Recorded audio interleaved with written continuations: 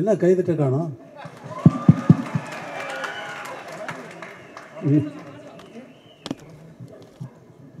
நீ கூப்பிட்டு வந்த ஆட்கள்லாம் தட்டுறோம் சரியாக வேலை செய்யலை பார்த்தியா?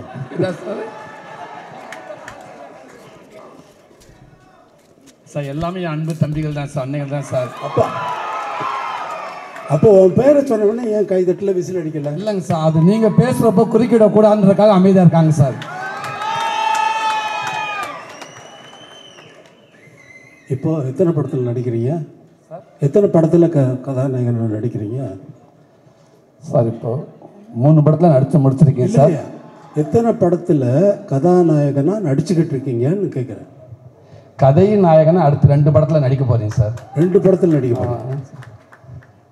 கதாநாயகனை உன்னை ஆக்குனது வெற்றிமாறன் தான். காமெடி தானே நடிச்சு. இப்போ நீ கதாநாயகனா நடிக்கிறது காமெடியா கதாநாயகனா?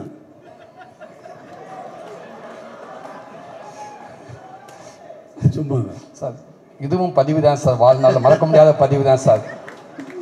இப்போது எல்லா படத்தினுடைய ஆடியோ ரிலீஸ் மாதிரி இந்த படத்தினுடைய நடக்கலை.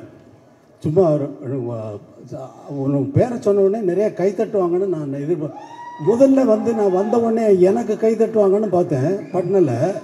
சரி சூரி பேரை சொல்லிடலாம், அதனால் கைத்தட்டுவாங்களான்னு நினச்சி சொன்னேன். கைத்தட்டலை, அதனால தான் உன்னை கூப்பிட்டு. அது நீங்கள் இருக்கேன்றாங்களே சார். சார் எனக்கு எவ்வளோ எங்கேருந்து எனக்கு உங்கள்கிட்ட ஒர்க் பண்ணுறப்ப இவ்வளோ ஒரு பாக்கியம் கிடச்சி இவ்வளோ பரவாயில்ல சந்தோஷமாக இருக்கணும்.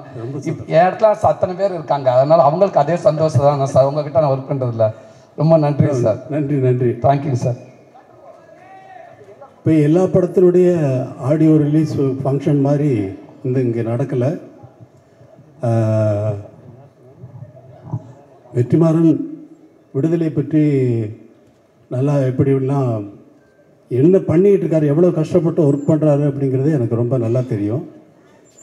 எவ்வளவு டைம் எடுத்தாலும் இது ஒரு கற்பனையை உருவாக்குறதுங்கிறது. இப்போ நான் ஒரு பாட்டு போடுறேன்னா அந்த பாட்டு அதுக்கு முன்னாடி அங்கே இல்லை. இப்போ ஜனனி ஜனனின்னு ஒரு பாட்டு போடுறேன்னா அந்த பாட்டு அதுக்கு முன்னாடி அங்கே இருந்ததா? எப்படி வந்தது? அதே போல தான் ஒரு படம் உருவாக்குறதும். வரேன் இங்கே வா சார். இதுக்கு எனக்கு எந்த சம்பந்தம் இல்லை சார். நீங்கள் ஆள் கூப்பிட்டு வரலையா? பாருங்க சார், பேசும்போது சொல்லிட்டாங்க சார், பால் தொந்தரவுக்கு மன்னிக்கும் சார். என் மேலே கோவப்படாதீங்க சார்.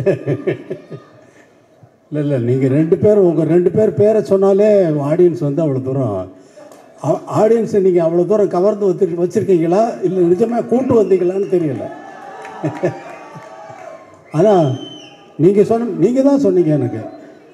ஆமாம் சார். நீங்கள் தான் சூரி ஆள் கூப்பிட்டு வந்து சொல்லி அவர் தான் எனக்கு சொன்னார். இங்கே இது விடுதலை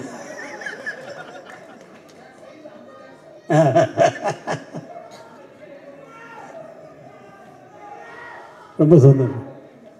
தினந்தனமோ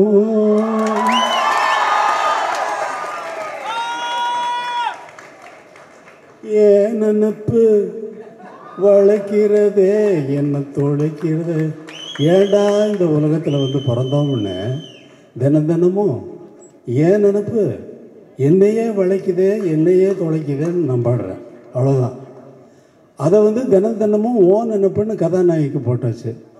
அதை பாடுறதுக்கு சஞ்சய் சுப்பிரமணியம் அவர்களை வச்சு நான் பாட்டை எடுத்துனதுக்கப்புறமா வெற்றிமாறன் இல்லை சார் உங்கள் வாய்ஸ் வேணும்னாரு.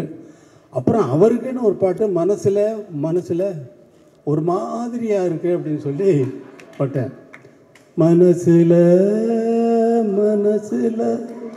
ஒரு மாதிரியாக இருக்கு. அமைதியாக கேளுங்க. மனசில் ஒரு மாதிரியாயிருக்கு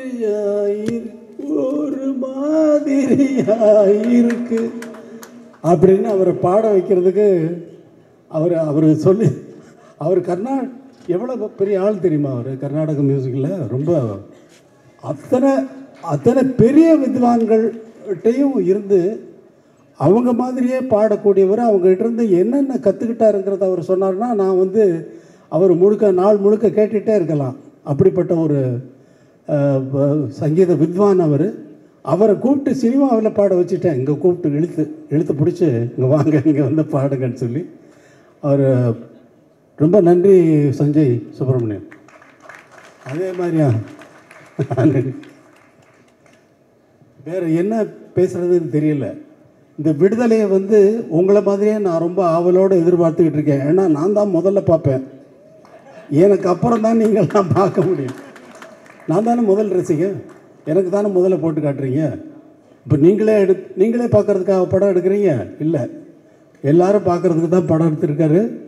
இந்த படத்தை ரொம்ப ஆவலோடு எதிர்பார்த்துருக்கேன். எல்லாரும் எதிர்பார்க்கறது வந்து ஃபஸ்ட்டு பார்ட்டை நினச்சிக்கிட்டு செகண்ட் பார்ட்டில் இப்படி தான் வரும்னு என்ன எதிர்பார்க்காதீங்க. அவர் வேறு ரூட்டில் ட்ராவல் பண்ணுறாரு. அது நான் ஒரு மாதிரி இமேஜின் பண்ணிவிட்டு நான் என்னென்னமோ பேத்திக்கிட்டு இருந்தேன் அவரோட ரொம்ப. இப்போ ஆனால் அதெல்லாம் மீறி வந்து ஒரு நல்ல ஒரு வெற்றி படமாக வந்து இதை வந்து ஆக்கணும். இந்த படம் வந்து நல்ல வெற்றி அடையணும். ஏன்னா அவ்வளவு உழைப்பு இருக்குது. இவ்வளவு பேர் நல்லா உழைச்சிருக்காங்க. ராஜீவ் மேனன் சாரை பார்த்தா அவர் யாருன்னு கேட்டேன். நான் எனக்கு தெரியாது, நான் பார்த்ததில்லை. கேரட் யார் அவர் சார்? ராஜீவ் மேனன் சார். யார் இந்த கேமரா பண்ணுவார்? அவரு? ஆமாம், அவர் தான். என்ன சார்? அதே மாதிரி சேத்தன் இந்த ரொம்ப அவர் செகண்ட் பார்ட்டில் இவர் நான் எதை பார்த்து ரொம்ப பாராட்டணுனோ அதெல்லாம் வெற்றிமாறன் கட் பண்ணிட்டார். அவரை கூப்பிட்டு ஸ்டுடியோவில் வச்சுட்டு அவங்க ஃபேமிலி எல்லாமே வந்து அவரை ரொம்ப பாராட்டினேன். அவ்வளோ தூரம் ரொம்ப நல்லா நடிச்சிருக்கீங்க அப்படின்னு சொல்லி பாராட்டினேன். சார் எனக்கு இது லைஃப்பில் இது ரொம்ப பெரிய விஷயம் சார் அப்படின்னாரு. ஆனால் அதெல்லாம் நான் வந்து எதிர்பார்த்து பார்த்து அதெல்லாம் கட் பண்ணிட்டார் வெற்றிமாறன். ஆனால் அவர் தானே டைரக்டர், அவர் டிசைட் பண்ணுறாரு. அவர் டிசைட் பண்ணுறது தான் நம்ம படமாக பார்க்குறோம். இந்த ஒரு படத்தை உருவாக்குறது ஒரு ரொம்ப கஷ்டமான விஷயம். ஒரு டியூனை உருவாக்குறதும் அதே போல். டியூன் வந்து எனக்கு வந்து எப்பொழுதுமே என்ன இருக்கும்னா, ஒரு டைரக்டர் ஒரு படம் ஒர்க் பண்ணுறேன்னா மைண்டு உள்ளே வந்து ஒரு சிச்சுவேஷன் சொன்னாங்கன்னா உள்ளே வந்து பிளாங்க் ஆகிடும், எம்டியாக இருக்கும், ஒரு கற்பனையும் இருக்காது. ஆரம்பித்தாச்சுன்னா அது பாட்டுக்கு வந்துக்கிட்டே இருக்கும். ஒரு டைரக்டர் வந்து ஒரு படம் நான் தெலுங்கில் ஒர்க் பண்ணுறேன். அந்த படத்துக்கு அந்த கதை சொன்ன உடனே இந்த படத்துக்கு நான் ஒரு ஆகாயத்தில் ஒரு புள்ளி வைக்கணும் அப்படின்னு என்னுடைய எண்ணம். அதாவது இசையில் ஆகாயத்தில் எப்படி புள்ளி வைப்பீங்க? அதே மாதிரி இந்த படத்தினுடைய இசை வந்து ஆகாயத்தில் புள்ளி வச்ச மாதிரி இருக்கணும்னு நினச்சிக்கிட்டு போகிறேன் கம்போசிங்கு. அவர் அவங்க எல்லாம் பாட்டெல்லாம் எழுதிட்டு வந்துட்டாங்க ஃபுல்லாக கம்ப்ளீட்டாக. அப்படியே தூக்கி வச்சுட்டு அவங்க எழுதிக்கிட்டு வந்த பாட்டெல்லாம் வரிசையாக டியூன் பண்ண ஆரம்பித்தேன். அந்த மாதிரி ஒரு படம் பண்ணேன். இது என்னுடைய எக்ஸ்பீரியன்ஸு. என்னுடைய எதிர்பார்ப்புக்கு தகுந்த மாதிரி படங்கள் அமையிறது வேறு, ஆனால் அவங்களுடைய எதிர்பார்ப்புக்கு நான் கொடுக்குறது வேறு. எனக்கு அது ஒரு வேலையே இல்லை. இவங்களுடைய எதிர்பார்ப்புக்கு என்ன ஆகாயத்தில் புள்ளி வச்சுருக்க சார் நான் சொல்ல முடியும் வெற்றிமாறன். அவர் சொல்கிறதெல்லாம் கேட்டுட்டு அப்படியே வாட்சின்னா அது பாட்டுக்கு அவர் ஃபுல்லாக ரெக்கார்ட் பண்ணுறாரு. ஃபுல்லாக வந்து நான் திடீர்னு பார்த்துட்டு எங்கேயோ திரும்பிட்டு பாடிட்டு பார்த்தா இவர் இப்படி இந்த பக்கம் அப்படி பிடிச்சி என்ன வெற்றிமாறன் ரெக்கார்ட் பண்ணிக்கிட்டு இருக்கீங்களா? அந்த ஃபுட்டேஜ் எல்லாம் எனக்கு கொடுங்க. அவர் வேறு எங்கேயாவது போட்டாருன்னா அது ஒரு நல்ல ப்ரைஸ் கிடைக்கும்.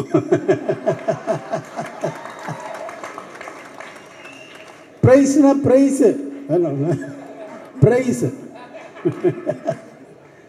ரொம்ப சந்தோஷம். இவ்வளவு நேரம் நான் வந்து ஒரு கேசட் ரிலீஸ் ஃபங்க்ஷனில் வந்து நான் இருந்ததில்லை. எந்த ஃபங்க்ஷனுக்கும் நான் போகிறவன் இல்லை. முதல் முறையாக எல்லாரும் பேசுகிறதையும் அவர் கேட்டார் வெற்றிமாறன் சார் நீங்கள் முதலே பேசிட்டு நீங்கள் போயிடுங்க அப்படின்னாரு. இல்லை நான் இருக்கேன் அப்படின்னு சொன்னேன். அதே மாதிரி எல்லாரும் பேசுகிறதையும் கேட்கறதுக்கு எனக்கு ஒரு சந்தர்ப்பம் இது வந்து இறைவன் ஏற்படுத்தி கொடுத்துருக்கான். தம்பி வாழ்க. உன்னை பற்றி அவர் சொன்னார், சொல்லிகிட்டு இருந்தார் விஜய் சேதுபதி. ரொம்ப அப்பாவை கேட்டேன்னு சொல்லு. ரொம்ப நன்றி. எல்லோருக்கும் வணக்கம்.